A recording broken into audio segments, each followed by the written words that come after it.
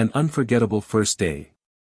The morning sun streamed through the towering glass windows of Blackwood International, casting long shadows across the polished marble floors.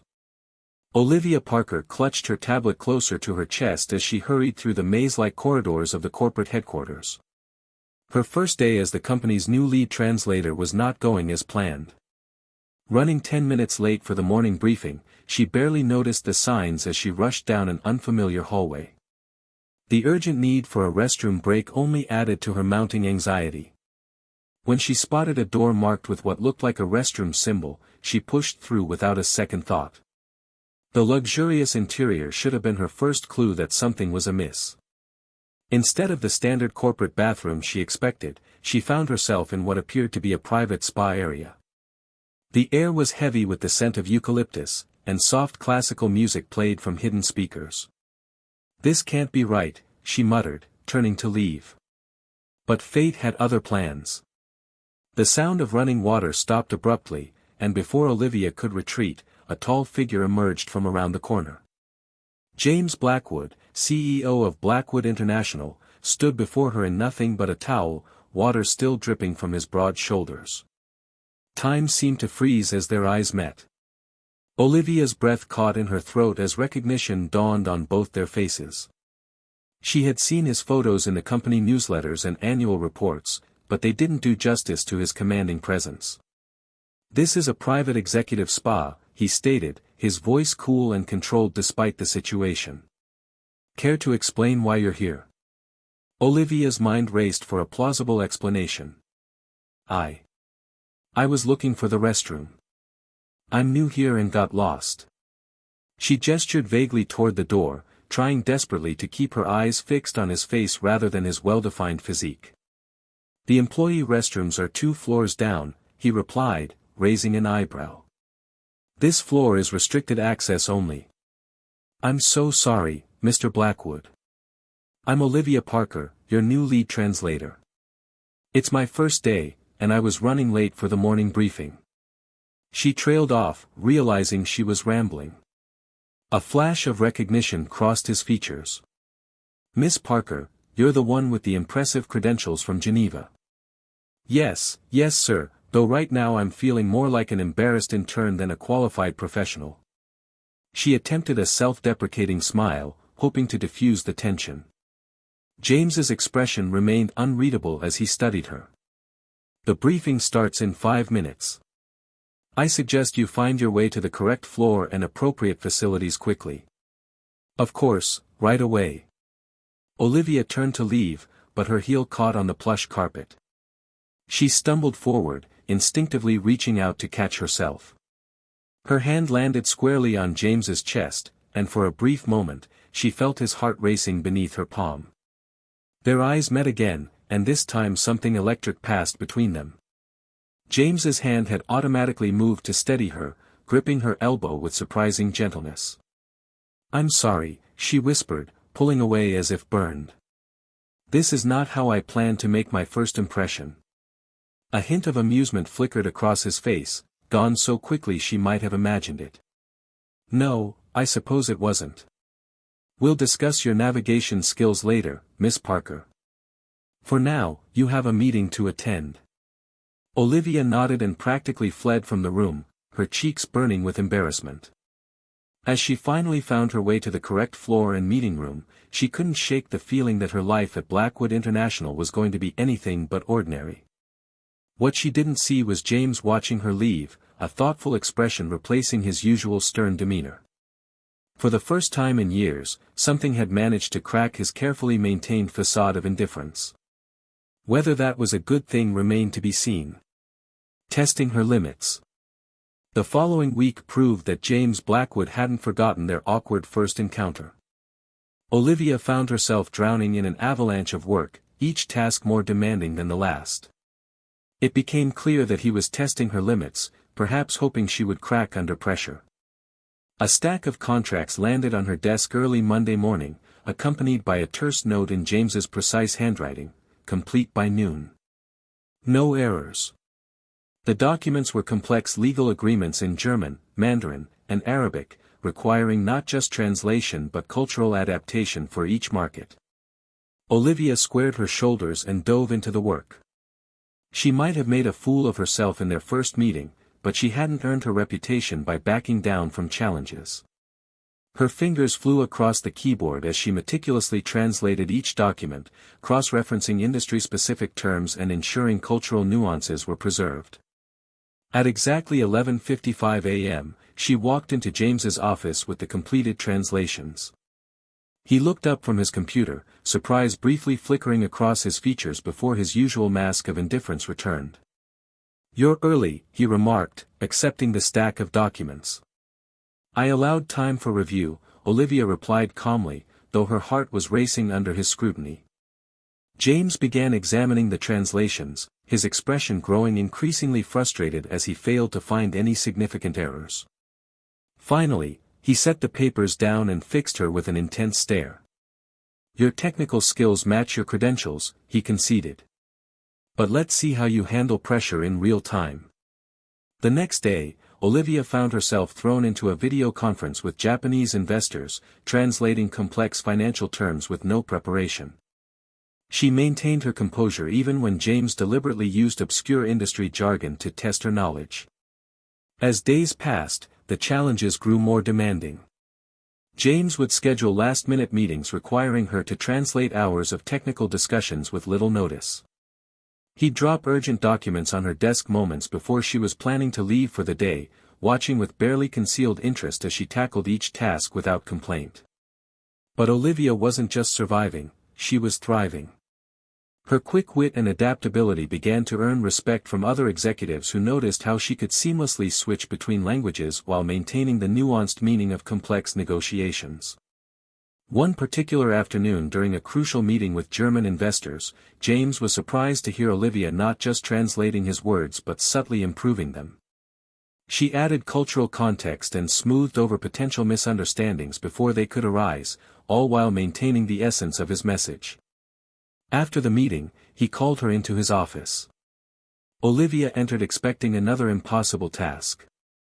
Instead, she found him standing by the window, his usual stern expression replaced by something more contemplative. "You changed my phrasing during the meeting," he stated, turning to face her. "I adapted it for cultural context," she corrected. The direct translation would have seemed too aggressive to German sensibilities. "I maintained your message while ensuring it would be well received." For the first time since their awkward encounter, James looked at her with something approaching respect. "And you did this without my authorization?"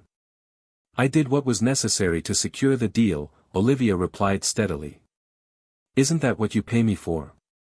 A slow smile spread across his face, the first genuine one she'd ever seen from him. "Indeed it is, Miss Parker. Indeed it is." As she left his office that evening, Olivia couldn't help but notice the subtle shift in their dynamic.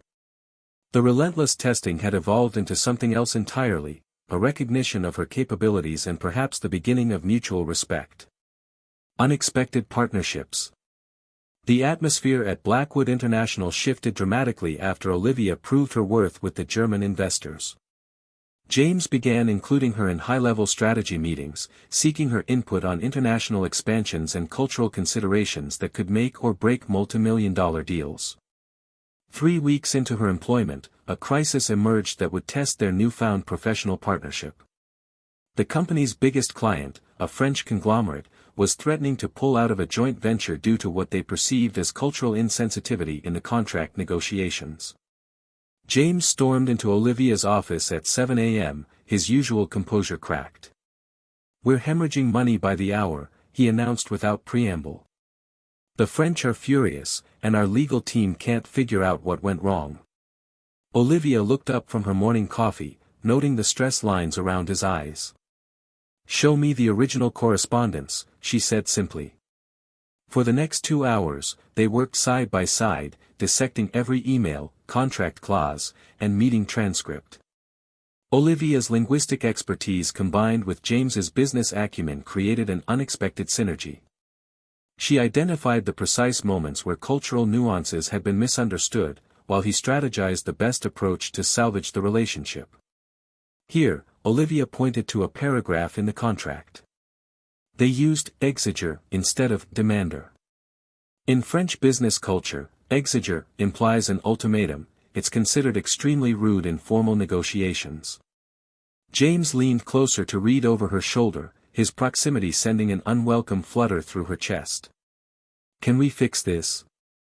"We can do more than fix it," Olivia said, forcing herself to focus on the screen rather than his cologne. "We can turn it into an opportunity to show respect for their culture." Working together, they crafted a response that not only addressed the linguistic missteps but demonstrated a deep understanding of French business etiquette. Olivia suggested including references to shared values and mutual respect, while James restructured the financial terms to be more favorable to their French partners. The video call with the French executives was scheduled for 2 p.m. As they prepared, James turned to Olivia with an expression she'd never seen before, vulnerability mixed with determination. "I need you to lead this," he said quietly. "Your cultural understanding is our only shot at saving this deal." During the call, Olivia's fluency in both language and culture shone. She opened with a formal apology that acknowledged the specific cultural oversights, then seamlessly transitioned into presenting the revised terms. James watched in fascination as she navigated the complex social dynamics, reading the French executive's body language and adjusting her approach accordingly. By the end of the call, not only had they saved the deal, but the French partners were so impressed with the cultural sensitivity that they agreed to expand their partnership into new markets. After the call ended, James sat back in his chair, studying Olivia with newfound admiration. "That was remarkable," he said. "You didn't just translate, you built bridges." "That's what good translation really is," Olivia replied, gathering her notes. "It's not about converting words, it's about connecting worlds." Something shifted in the air between them as their eyes met. The professional respect was still there, but underneath it was something deeper, more personal. James stood and moved to the window, his back to her as he spoke. "I owe you an apology," he said quietly. "These past weeks, I've been testing you unfairly. I assumed you were just another corporate climber who'd gotten lucky with credentials." Olivia felt her heart skip a beat at his unexpected honesty. "And now?" He turned to face her, his expression serious but warm. "Now I know you're something far more dangerous, someone who's earned their place here through genuine talent and integrity." "Dangerous?" she asked, raising an eyebrow. A hint of that rare smile appeared again. "To my productivity, at the very least. I find myself looking forward to our collaborations in ways that are distinctly unprofessional." The admission hung in the air between them, loaded with possibility and danger in equal measure. Olivia felt her cheeks warm as she realized the feeling was entirely mutual. "Mr. Blackwood." "James," he corrected softly. "I think we've moved beyond formalities, don't you?" Before she could respond, his assistant knocked on the door, breaking the spell. As Olivia gathered her things to leave, she couldn't shake the feeling that their relationship had just crossed a line that couldn't be uncrossed. Crossing lines.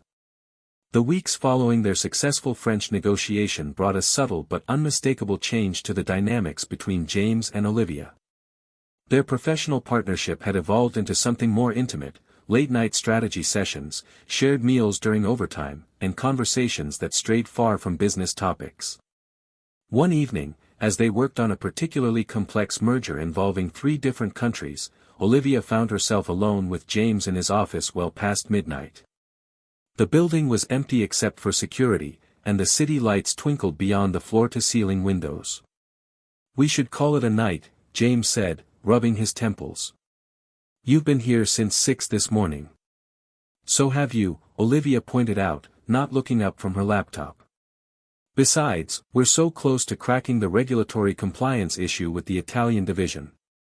James watched her work, noting the way she unconsciously tucked a strand of hair behind her ear when concentrating, the slight furrow between her brows when she encountered a particularly challenging phrase. When had he started memorizing these details? "Olivia," he said softly, and something in his tone made her look up. "This can't continue." Her heart stopped. "The project? I know it's complex, but..." Not the project. He stood and moved around his desk, stopping just close enough that she could smell his cologne. This. Us. Whatever this is becoming. She saved her work and closed the laptop with deliberate precision, buying herself time to think. I'm not sure I know what you mean. Don't you? His voice was barely above a whisper. The way you look at me during meetings. The way I find excuses to extend our working sessions. The fact that I haven't been able to stop thinking about you since that first day in the spa. Olivia's breath caught. The admission she'd been hoping for and dreading in equal measure hung between them like a live wire. James. She began, but he stepped closer, close enough that she could see the gold flecks in his dark eyes. Tell me I'm imagining it, he said. Tell me this is one-sided, and I'll back away. We'll keep things strictly professional. Instead of answering, Olivia stood, bringing them face to face. The air crackled with tension as they stared at each other, both knowing they were at a crossroads. You're not imagining it, she whispered. The confession seemed to break whatever restraint he'd been maintaining. His hands came up to frame her face, and for a moment they simply looked at each other, acknowledging what they were about to risk. When he kissed her, it was with weeks of suppressed longing. Olivia melted into him, her hands fisting in his shirt as she kissed him back with equal fervor. All the professional boundaries they'd carefully maintained crumbled in an instant. When they finally broke apart, both were breathing heavily. James rested his forehead against hers, his eyes closed. This complicates everything, he murmured. I know, she replied, her voice shaky. The company has policies. I know. If anyone finds out. James. She pulled back to look at him. I know. But I also know that I haven't felt this way about anyone in years, and I don't think you have either. He searched her eyes, looking for any sign of uncertainty. Finding none, he made a decision that would change both their lives. Then we'll be careful, he said. Discreet. But I can't pretend this isn't happening anymore. Their second kiss was softer, full of promise and possibility.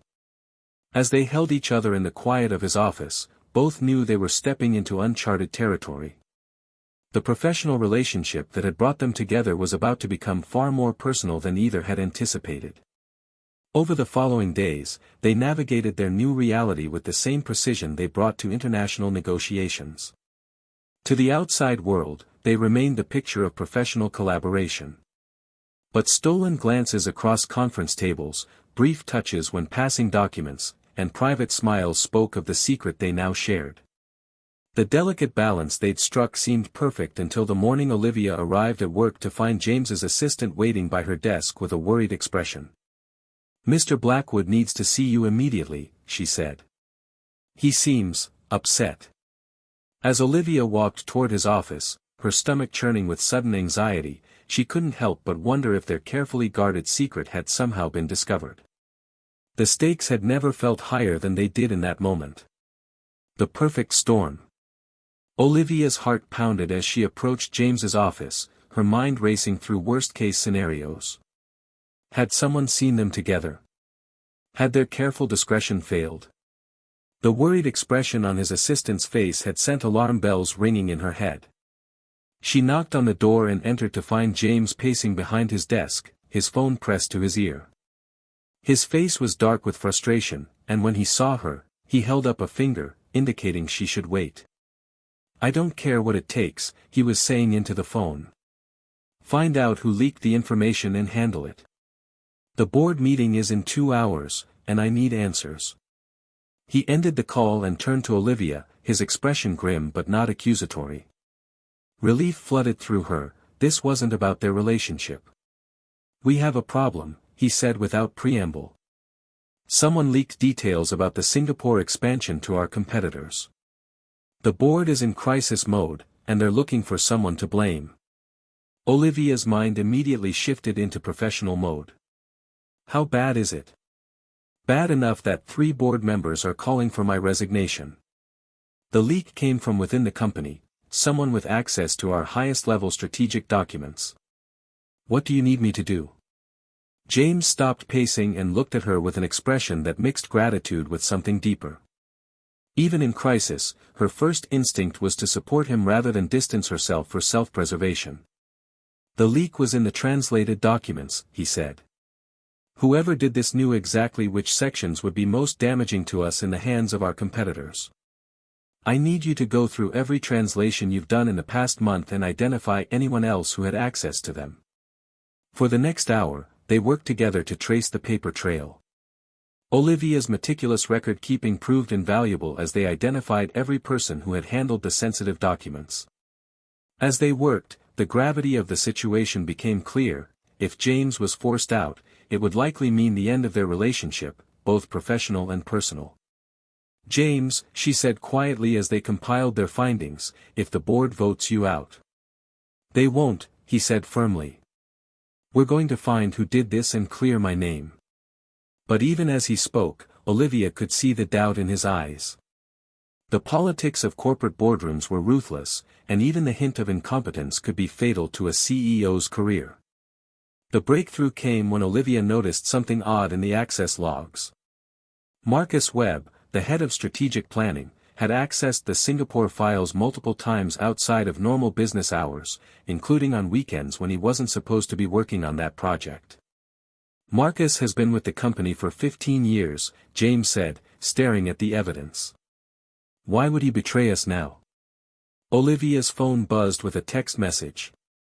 She glanced at it and froze. James, you need to see this. She showed him the message from an unknown number. Stop digging, or your little romance with the boss becomes tomorrow's headline. The blood drained from James's face as he read the threat. Someone knows about us. It has to be Marcus, Olivia said. He's been feeding information to our competitors, and now he's trying to use our relationship to keep us quiet. James was already reaching for his phone. Security can trace this number, Anne. Wait. Olivia caught his hand. If we involve security, our relationship becomes part of the official record. Even if we clear your name, the scandal could destroy both our careers. They stared at each other, the weight of their situation settling over them like a shroud. They had to make a choice, expose the truth and risk everything, or let Marcus's betrayal stand to protect their secret. I won't let him destroy the company to save my own reputation, James said finally. And I won't let him use our relationship as leverage. Together, they gathered all the evidence they'd compiled and marched into the emergency board meeting. The next hour was the longest of both their lives as they presented their case, weathering pointed questions about their working relationship and the circumstances of their investigation. When Marcus was confronted with the evidence, his facade crumbled. He confessed to selling information to competitors, motivated by a gambling debt that had spiraled out of control.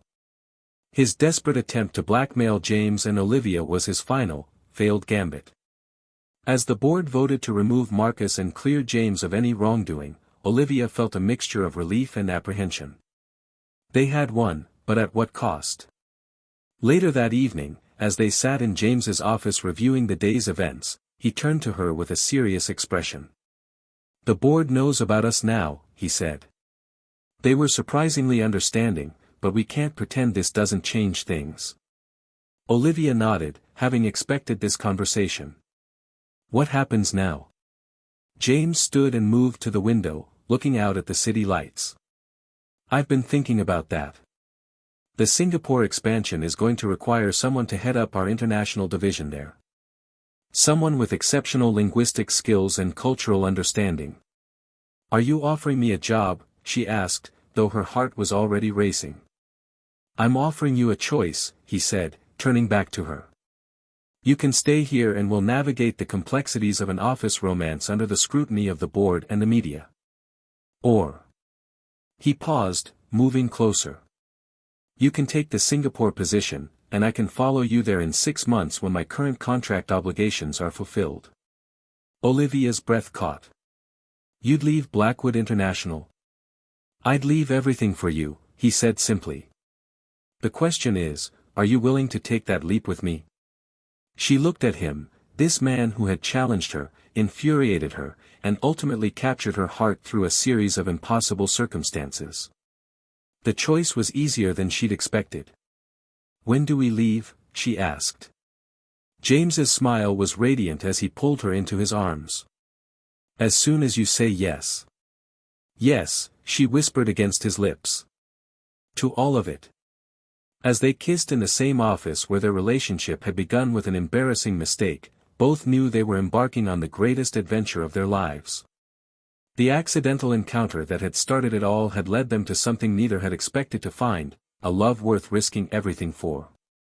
6 months later, as they stood on the balcony of their Singapore apartment, watching the sunset paint the sky in brilliant oranges and pinks, James pulled Olivia close. "Any regrets?" he asked, though he already knew the answer from the contentment in her eyes. "Only one," she said, leaning back against his chest. "I wish I'd gotten lost in that building sooner." He laughed, the sound rich with happiness. "To getting lost, then." "To finding our way," she corrected, turning in his arms to face him. As they kissed beneath the tropical sky, both knew that sometimes the best things in life come from the most unexpected encounters. Their story had begun with a wrong turn and a moment of embarrassment, but it had led them to exactly where they were meant to be, together. The end.